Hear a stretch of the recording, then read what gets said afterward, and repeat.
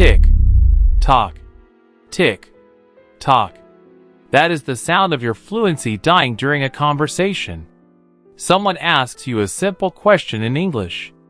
What do you think about the new project? And then, the spinning wheel of death appears in your eyes. Your brain freezes. Why? Because you aren't thinking about the project. You are frantically running a translation software inside your head. Step 1. You hear the English sounds. Step 2. You translate those sounds into your native language to understand the meaning. Step 3. You formulate your answer in your native language. I think it is good but risky. Step 4. You frantically try to translate that answer back into English, word by word, searching for grammar rules. Step 5. 5 seconds later, you finally open your mouth. By the time you speak, the topic has changed, the other person is bored, and you feel like an idiot. You feel slow. You feel stupid. You feel like you are always lagging behind reality. I'm Tom, and welcome back to English Adventure. Today, we are going to perform brain surgery. We are going to cut out the cancer that is blocking your fluency. We are going to stop you from translating in your head. You think translating is a necessary step. It's not. It's an addiction. You are addicted to the comfort of your native tongue, and today, we are doing an intervention. Part 1. The diagnosis why you are an addict. Why do you do this? You know it's slow. You know it doesn't work well. Why can't you stop? Because your native language is your security blanket. It's your safety net. When you hear English directly, without translating, it feels fuzzy. It feels ambiguous. You understand maybe 80%, but that missing 20% terrifies you. Your brain panics. I don't fully understand. Quick, translate it to make sure we are safe. It's a control issue. You demand 100% certainty before you move forward. And when you speak, it's the same fear. You are terrified of formulating a thought directly in English because you might make a mistake. So you formulate it in your native language first, where you are a master, where you are articulate, and then try to port that perfect thought over to English. You are using your native language as a crutch. Imagine trying to learn how to walk, but you refuse to let go of the wall. You can shuffle along holding the wall, but you will never run. You will never be free. Translating is the wall. It feels safe, but it guarantees you will never stay upright on your own in English. As long as you require that middleman, your native language, to be present in every interaction, you cannot be fluent. Fluency is the absence of the middleman. Part 2. The consequence. Franken-English. The problem isn't just speed. It's also quality. When you translate word for word from your native language, you are not speaking English. You are speaking encoded native language. I call this Franken-English. It's a monster.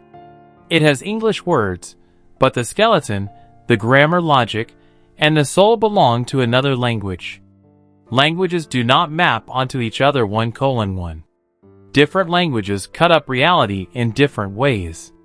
If your native language says, I have 30 years, to express age, and you translate that directly, you say, I have 30 years, in English. A native speaker understands the words, but it sounds weird. It's unnatural. The correct structure is, I am 30 years old. If your language uses a preposition like dream with something, you will say, I dream with traveling. In English, we dream of traveling. When you translate, you are forcing English words into the grammatical structures of your mother tongue. It's like trying to force square pegs into round holes. You have to smash them to make them fit, and the result is ugly.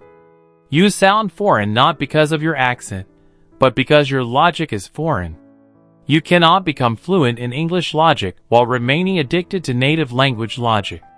You have to choose one. Part 3. The mindset shift, embracing the fog. So how do we break the addiction? Before the tactics, we need a mindset shift. You have to change your relationship with ambiguity. You have to learn to be comfortable in the fog. When you stop translating, things will be unclear for a while. You will listen to a sentence and only understand the main idea, not every nuance. The addict brain says, "Panic! Translate! Get clarity!" The fluid brain says, "That's okay. I got the gist. I'll keep listening and figure the rest out from context." You have to accept that 80% understanding directly in English is infinitely better than 100% understanding via translation. Why? Because the 80% is real. It's building direct neural pathways. The 100% translation is fake. It's reinforcing old pathways. You have to be willing to feel stupid, lost, and fuzzy for a few months. You have to trust that your brain is a pattern recognition machine that will eventually clear the fog if you stop retreating to the safety of your native language every time it gets difficult. You have to burn the boats. There is no going back to the motherland. You survive in English, or you don't survive at all. Part 4. The DETOX Protocol's Cold Turkey Training. Okay, Tom. The philosophy is great. But how do I actually stop my brain from doing it in the moment? We need detox protocols. These are aggressive exercises designed to short-circuit the translation loop. You need to do these every single day. Protocol 1. The monolingual leap, burning the dictionary. Right now, today, delete your bilingual dictionary app. Throw away your physical book that translates English to your language. From this moment on, you are only allowed to use a monolingual learner's dictionary, like Oxford Learners or Merriam-Webster Learners. When you see a new word like ubiquitous, you are forbidden from looking up the translation. You must read the English definition, seeming to be everywhere. This is painful. It's harder.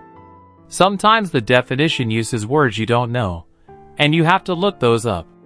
You fall down a rabbit hole of English definitions. Good. That struggle is where the learning happens. When you learn A equals B, English word equals native word, you create a dependent link. When you learn A equals English concept, you create an independent English memory. Burn the bridge. English only definitions from now on. Protocol 2, the naming diet, narrating your life.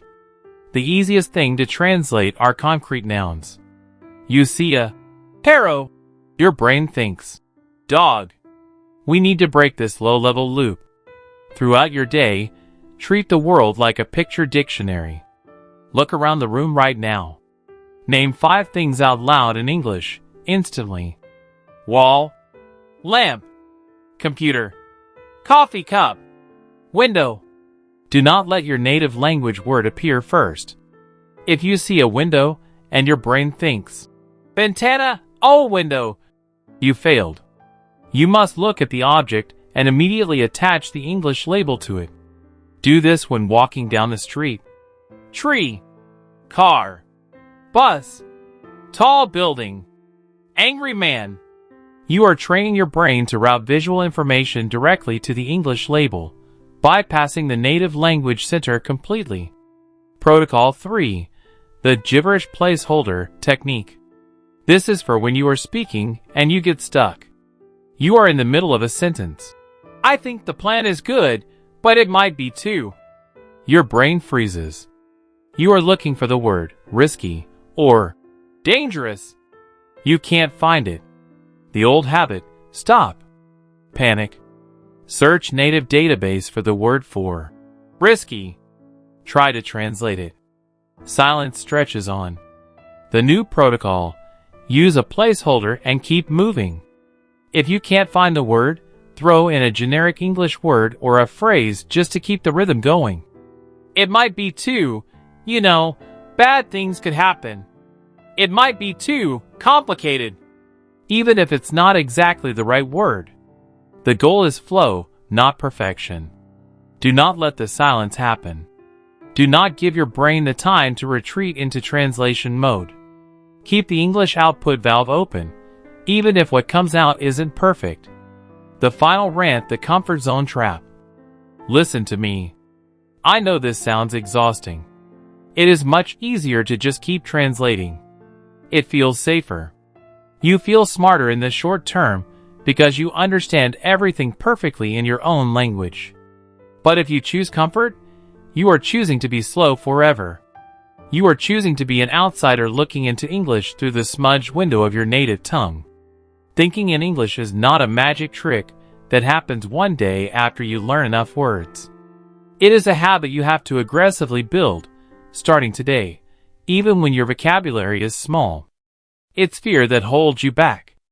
Fear of not knowing. Fear of sounding stupid. Let go of the wall. Step into the fog. Accept the ambiguity. Stop being a translator and start being an English speaker. If you are ready to break the addiction and start thinking directly in your target language, hit the like button. Subscribe to English Adventure. The detox starts now. I'm Tom. Stop translating.